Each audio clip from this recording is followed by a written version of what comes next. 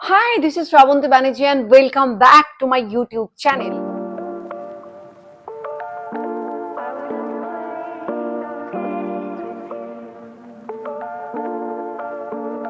আজকে আমি তোমাদের সাথে যে ভিডিওটা শেয়ার করতে চলেছি তোমাদের প্রত্যেকের জন্য আমি এটা মানে 100 না 2000% শিওর যে এই মিথগুলো মানে যে ভিডিওটা তোমরা তো থাম্বনেল থেকে বুঝতেই পারছো যে এই মিথগুলো আমরা প্রত্যেকেই আমাদের ওয়েট লস জার্নিতে করেই থাকি। তো আমার মনে হলো যে আমার এক্সপিরিয়েন্স আমার পুরোটা ফিটনেস জার্নি আমার প্রেগনেন্সির আগে এবং প্রেগনেন্সির পরে তোমরা হয়তো অনেকেই যারা আমাকে অনেক আগে থেকে চেনো জানো তারা জানো যে প্রেগনেন্সির আগে যে ওয়েট বা অ্যাবস ছিল আমি প্রেগনেন্সির পরে কিন্তু সেম জায়গাটাতে ফিরে এসেছি। তো সেই জন্যই আমার পুরো ফিটনেস জার্নিতে কিছু মিথ যেটা আমি আমার লাইফেও দেখেছি বা আমিও কিছু কিছু মিথ ভুল বশত করে ফেলেছিলাম এবং আমি আমার চারপাশে আমার বন্ধু বান্ধব এবং অনেককে দেখেছি এই ভুলগুলো করতে। তাই তোমাদের সঙ্গে এই ভিডিওটা শেয়ার করছি কারণ দিস ইজ মাই এক্সপিরিয়েন্স এবং তোমরা তাতে ভীষণভাবে ফল পাবে। সো নাম্বার ওয়ান হচ্ছে আমরা প্রত্যেকেই ভাবি যে আমাদের ওয়েট লস করতে গেলে বোধহয় কার্ডিও করতে হবে,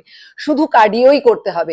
বিশ্বাস করো আমার যদি প্রেগনেন্সি না হতো মানে আমি প্রেগনেন্সির পরে যদি আবার আগের ওয়েটে না ফিরতাম বা এই ট্রান্সফরমেশনটা না হতো তাহলে আমি বুঝতেই পারতাম না যে স্ট্রেংথ ট্রেনিং কতটা ইম্পর্টেন্ট। মানে আমি আগেও জানতাম, আগে যখন আমার ট্রেনাররা ট্রেন করাতো আমাকে তখনও স্ট্রেংথ ট্রেনিং করতাম, কার্ডিও করতাম, কিন্তু তখন আমি অনেক বেশি কার্ডিও করতাম। এখন বিশ্বাস করো আগে থেকে এই যে যে জায়গাটাতে ফিরেছি এটাতে কিন্তু স্ট্রেংথ ট্রেনিং এই কারণ তোমাদের সঙ্গে আমি বেশ কিছুদিন আগে একটা ভিডিওতে শেয়ার করেছিলাম, বলেছিলাম যে দেখো আমি কিন্তু কার্ডিও ভীষণই কম করি। তো স্ট্রেংথ ট্রেনিং ভীষণ ইম্পর্টেন্ট ওয়েট লসের ক্ষেত্রে, শুধু কার্ডিও করলে কিন্তু হবে না।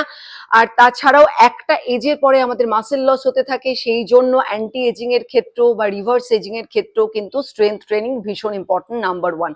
নাম্বার টু হচ্ছে যে আমরা অনেক সময় এটা করে ফেলি যে আমাদের রোগা হতে হবে বলে আমরা কিছুই খাবো না। অনেকেই সকালবেলার ব্রেকফাস্টটা স্কিপ করি, এটা আমাদের মধ্যে ধারণা আছে যে কম কম খেলে বা সকালবেলা যদি আমরা না খাই বা একবারে দুপুরে গিয়ে খেলাম তারপরে আবার সন্ধ্যেবেলা কিছু খেলাম না আবার রাত্রেবেলা গিয়ে খেলাম, এটা কিন্তু ভীষণভাবে ভুল ধারণা যে তোমার ওয়েট লস করতে গেলে কম খেতে হবে।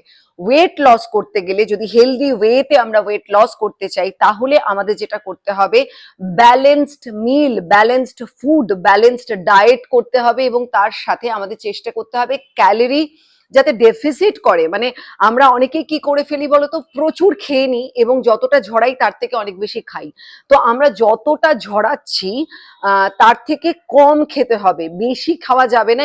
তো এটা আমাদের মাথায় রাখতে হবে। এবার হচ্ছে নাম্বার থ্রি, যেটা আমরা একেবারেই কেউ গুরুত্ব দিই না, সেটা হলো প্রোটিন। বিশ্বাস করো এটা আমিও জানতাম যে আমরা যারা এক্সারসাইজ করছি মানে আমি এক্সারসাইজ করছি বলে আমাদের মানে আমাদের তাদেরই প্রোটিন দরকার, এটা কিন্তু একেবারেই ভুল ধারণা।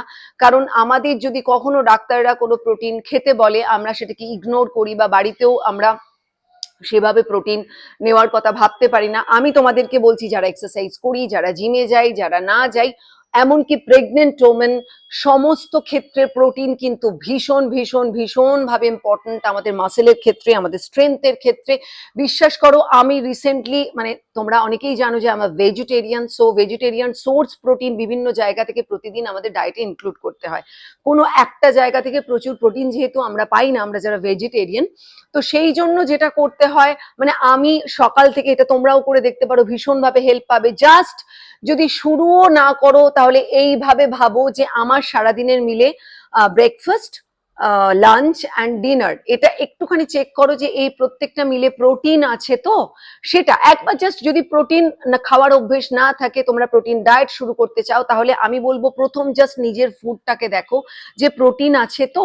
সেটাই আমি এখন করি যে ব্রেকফাস্টে দেখে নিই যে আমি প্রোটিন কি কি খাচ্ছি, কোথা থেকে আমি কতটা গ্রাম প্রোটিন পাচ্ছি। আমি বলছি না সারাক্ষণ ক্যালকুলেশন করো, কিন্তু তোমরা তো জানো যে কি কি ফুডে প্রোটিন পাওয়া যেতে পারে। তোমাদের যদি প্রোটিন সোর্স খুবই কম থাকে তাহলে আমি বলবো ডাক্তাররা যে প্রোটিন সাপ্লিমেন্ট দিচ্ছেন সেটা তোমরা ইগনোর না করি অতি অবশ্যই তোমরা ডায়েটে রাখো।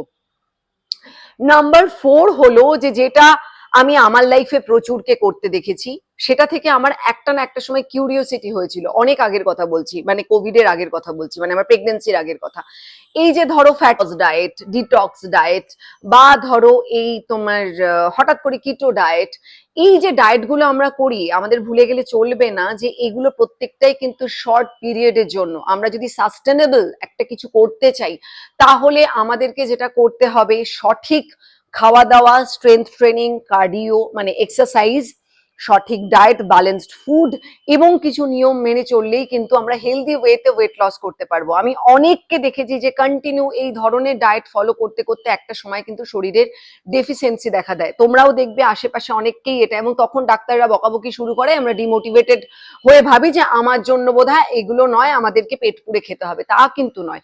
Always balanced healthy diet maintain করার চেষ্টা করো, ফুড খাওয়ার চেষ্টা করো। এবার হচ্ছে last but not the least, আমরা ফ্যাট লসটাকে কোন জায়গাতে নিয়ে যাই বলো তো? একটা নাম্বার গেমে। আমরা কাউকে দেখে ভীষণভাবে প্রভাবিত হই। আমি তোমাদেরকে একটা কথাই বলবো যে সবটাই সম্ভব। তোমরা যদি দেখো, যেটা আমি আমার পুরোপুরি এক্সপিরিয়েন্সে বলছি, আমার ফিটনেস জার্নি, যারা আমাকে চেনো বহুদিন ধরে, যারা জানো তারা তো জানোই, আমি একই রকমের ওয়েট মেনটেন করতে পারি তার একটাই কারণে, সেটা হচ্ছে যে হেলদি লাইফস্টাইল। তুমি কি খাচ্ছ, কিছু কিছু ফুডকে অ্যাড করা, কিছু কিছু ফুডকে একদম ডায়েট চার্ট থেকে বাদ দিয়ে দেওয়া, এবং যেটা বিষয় সেটা হলো যে একটা হেলদি লাইফস্টাইল, একটা সঠিক এক্সারসাইজের রুটিন, ঠিকঠাক সময় ঘুমোতে যাওয়া, ঠিকঠাক ঘুমোনো মানে ঠিকঠাক টাইমে ঘুমোনো, জল খাওয়া, প্রসেসড ফুড না খাওয়া, যতটা র কিছু ভেজিটেবলস খাওয়া, র মানে যেগুলো স্যালাড আমি বলছি, তো তেলটা ঘরের খাবার খাওয়া, যেটাতে তেলটা কম তেলে রান্না হয়। তো সেই রকম যদি করতে পারো, তাহলেই তোমরা একটা সাস্টেনেবল, একটা একদম একটা একরকম ওয়েটে তোমরা থাকতে পারবে। শুধু তাই নয়, ফিট থাকাটা ভীষণ ইম্পর্টেন্ট, রোগা হওয়াটা না, ফিট থাকাটা ইম্পর্টেন্ট। তোমরা দেখবে এই ধরনের ডায়েট তোমরা না মানে এইভাবে তোমরা যদি ফলো করতে পারো, প্রত্যেকটা জিনিসকে ইনক্লুড করতে পারো, বা যে মিথগুলো আছে সেগুলো ভেঙে ফেলতে পারো, নিজেদের জীবন থেকে সরিয়ে দিতে পারো, তাহলে দেখবে যে ফিট থাকা সম্ভব, রোগা থাকা সম্ভব, সুন্দর থাকা সম্ভব। ওকে, আমাদের জার্নিটা কিন্তু স্মার্ট ভাবে করতে হবে। আমাদের জার্নিটা ভুল ভাল ভাবে ওয়েট লস করলে চলবে না। সেটা আজকে না বুঝতে পারলেও কয়েক বছর পরে গিয়ে সেটা রোগের আকার ধারণ করবে। এটা সবসময় মাথায় রাখবে। অলওয়েজ হেলদি লাইফস্টাইল ভীষণ ইম্পর্টেন্ট। ওকে, তো ভিডিওটা যদি ভালো লেগে থাকে তাহলে অবশ্যই like, share, subscribe to my YouTube channel. আর অবশ্যই শেয়ার করো, লাইক করো। এই কারণেই বলছি, তোমরা যদি ভিডিওগুলো দেখতে থাকো তাহলেই কিন্তু আমি একটা এনথুজিয়াজম পাবো, খুব স্বাভাবিক সেটাই। তো আর তোমরা আর কি ধরনের, তোমরা যে যে ধরনের ভিডিও দেখতে চাইছো সেই ধরনের ভিডিওই আমি বানাচ্ছি। তো তোমরা আর কি ধরনের ভিডিও দেখতে চাও সেটা আমাকে অবশ্যই বলবে এবং জানাবে কমেন্ট করে। আর আরেকটা জিনিস, তোমাদের পুজোর যে স্কিন কেয়ার আমি পুরোটা ডিটেলে তোমাদের সাথে শেয়ার করেছি। শুধু পুজো নয়, এটা তোমরা যে কোনো ফেস্টিভ্যালের আগে না, আমি তো তোমাদের বলবো যে কন্টিনিউ এটা মেনটেন করো, দেখবে স্কিন এমনি ভালো থাকবে। সো টাটা, খুব ভালো থেকো।